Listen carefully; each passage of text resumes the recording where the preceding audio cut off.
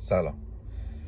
میگم یه ویدیوهاییه که مدت هاست داره وایرال میشه و از یه واژه‌ای دائم توش استفاده میشه که هی میگن این کنسله، اونجوری نباشه کنسله، قدش اینجوری نباشه کنسله، ماشینش این نباشه کنسله.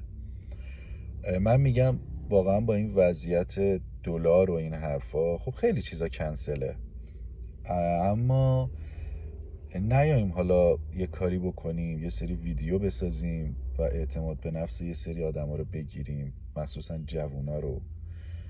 اونی که ماشین مدل بالا نداره خودشو بکشه کنار، اونی که پول نداره خودشو بکشه کنار، و این اتفاق داره میفته و به هر حال تأثیرشو میذاره. میدونم که تاریخ مصرف داره این شکل ویدیوها و این نوع واژه ها، اما یه کمی بیایم هوشیار باشیم. اونایی که میتونن آگاهی بدن و اونایی که میبینن یه ذره فکر کنن راجع به این چیزا، انقدر تحت تاثیر قرار نگیرن.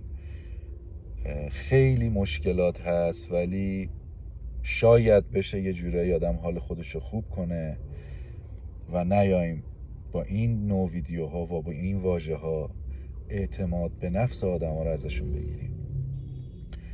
یهو این به ذهنم رسید گفتم یه ویدیو بگیرم، چون خودم مدت هاست که این ویدیوها رو میبینم و اصلا دوستشون ندارم.